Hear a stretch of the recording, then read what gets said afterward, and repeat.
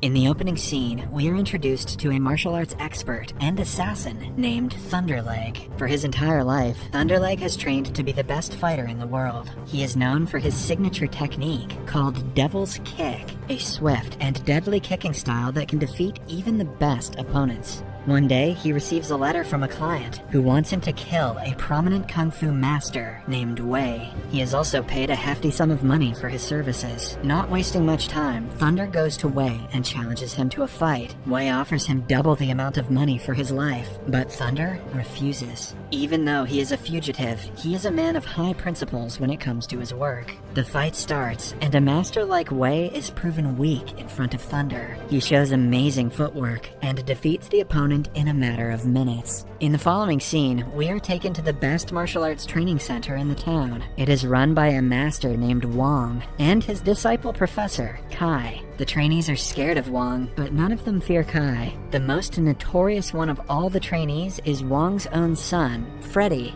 He teases Kai and laughs at the others at his misery. When Kai realizes what is going on, he calls out Freddy for being a spoiled brat and taking advantage of his father's position and having a white-ass name. They decide to settle the conflict with a fight. Kai loses because even though he is a professor, he is not half as good as Freddy. The man has a natural talent in martial arts and is only lacking proper discipline. Later that day, Freddy is with his friends in the market, planning to prank people as they usually do. He uses an eel to scare a girl and make her jump on him. However, he is caught by the girl's mother. She is also a master in kung fu and is better than any opponents Freddy has faced. He is taught a lesson before he registers he cannot win against her and flees. Luck is not in Freddy's favor that day, because on the way back home, he sees a guy named Jerry. He is troubling a poor seller by refusing to pay the right amount. Freddy stands against the bully and defeats him in a fight to make him pay the seller, and because he has an even whiter name than Freddy. Before leaving, he warns Jerry to stay out of his sight if he values his life. In the evening, he returns home and sees that the girl he pranked earlier and her mother are with his father. Freddy tries his best to ignore them, but his father calls him closer to introduce him to the guests. It turns out they are his aunt and cousin, who have come to visit them from a different city. They tell Master Wong about his son's shenanigans, getting Freddy in trouble. Just when he is about to be punished, they are interrupted by a landowner named Lee. He is Jerry's father and is furious at Freddy for beating up his son. Jerry is also brought in front of Master Wong, covered in bandages from all the injuries inflicted upon him. Lee doesn't want an apology, but wants Freddy to be punished for his crimes. Wong brings out a stick to hit Freddy, but is stopped by his aunt. She asks the victim's friends to punish Freddy in a way that they prefer, but they only get 10 hits on him and he cannot fight back in between the hits. One of Jerry's friends confidently comes forward, but fails to recognize that even if Freddy cannot counterattack, he can defend himself. His first few hits go to waste because Freddy is able to deflect each one of them. Eventually, the 10 attacks are over, and Freddy is still standing upright with no major injuries. When the opponent tries going for an extra attack, Freddy sends him flying with a single hit. Lee and his goons have to pick Jerry up and return home in embarrassment, but Master Wong's anger hasn't died down yet. Starting the next day, he makes Freddy go through a series of brutal punishments. He is made to squat with bowls on his head and shoulders for hours every day. Still, Freddy and his friends find several ways to cheat their way out of the punishment. Master Wong finds out about this and is fed up with his son's lack of discipline. Deciding to take a major step, he calls his brother, a legendary kung fu master named Sam. He is best known for the Drunken style of kung fu and is unbeatable when drunk. Wong believes that under his care, even someone like Freddy will start taking life seriously. Until he arrives, Freddy is kept in the outhouse with a heavy pot hung on his neck as punishment. His friend rescues him and reveals that Master Sam is not a usual person.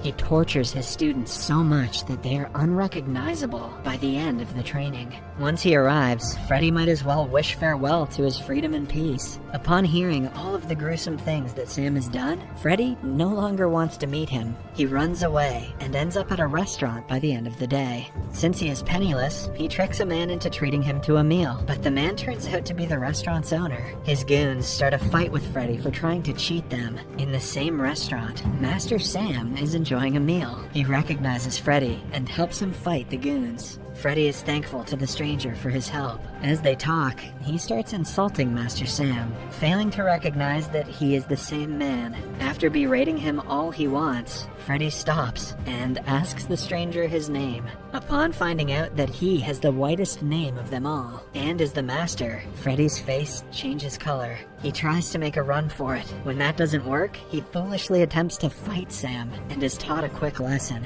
Starting the next day, his training begins, and his first task is to repeatedly transfer water from one massive pot to another. He looks for the right moment, and pretends to have fallen into one of the pots. When Sam comes to his aid, he is tricked and trapped inside. Freddy then runs away, and comes to rest at an abandoned building. The place turns out to be the hideout of the dangerous assassin, Thunderleg. He orders Freddy to go away, but unaware of the killer's identity, Freddy refuses. As a result, Thunderleg proceeds to beat up and humiliate him. He is about to kill him, but stops because killing a mere weakling like Freddy would harm his reputation. Freddy's life is saved, but he hasn't been more embarrassed in his entire life. The anger turns into the will to get revenge on Thunder, and for that, he has to train. In the following scene, he goes back to Sam, apologizing and begging him for his help. Sam takes him back, giving him the last chance to prove himself. The first step in training is to multiply his arm strength. This is done by Sam tying sticks to his hands and using him like a puppet.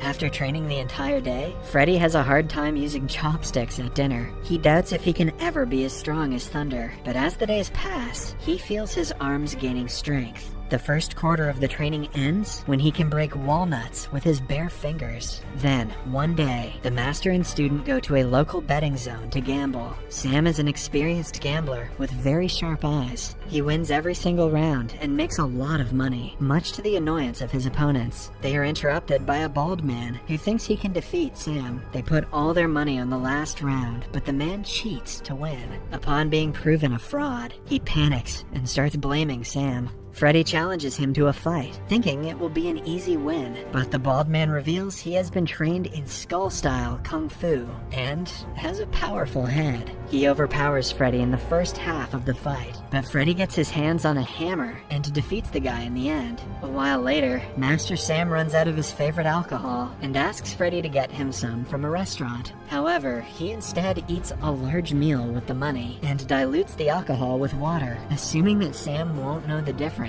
Somewhere else, the bald-headed guy brings the Bamboo Master to beat up Sam for what he did earlier. The Bamboo Master has his stick, but Sam lacks his biggest source of power, which is alcohol. Freddy arrives at the right time, but Sam instantly recognizes that the alcohol is diluted. As a result, both of them cannot fight the Bamboo Master, so they decide to flee. At night, Freddy blames Sam for not teaching him properly because he couldn't defeat the Bamboo Master. Sam reveals that until now, he had only been learning the basics of the Drunken Kung Fu technique. Now that he has mastered the basics, he will have to learn the more important parts. The duo then drinks until they are drunk out of their minds. When an average person can hardly walk with this much alcohol in their system, Sam can perform the techniques of all 7 masters of Kung Fu. Freddy learns about the masters and their strengths and weaknesses. After training for hours and hours, he finally begins to get a hang of the complicated techniques of Kung Fu. He is also much more disciplined than he was before, and takes the training more seriously. One day, the landowner Lee comes to Master Wong, asking him to sell his land. Wong knows that Lee wants to misuse the land by converting it into a coal mine.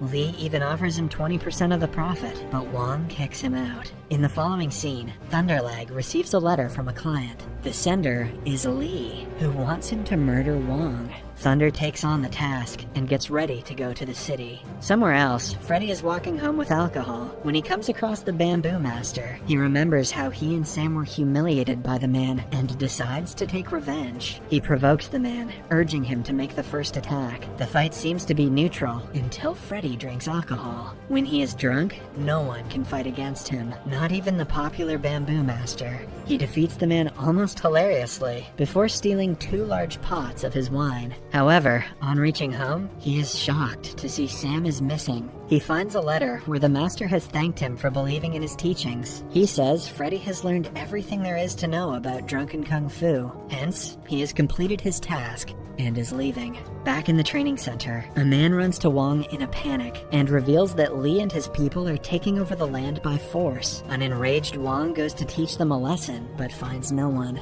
It is revealed that the notice was a trick played by Thunderleg to get Wong alone.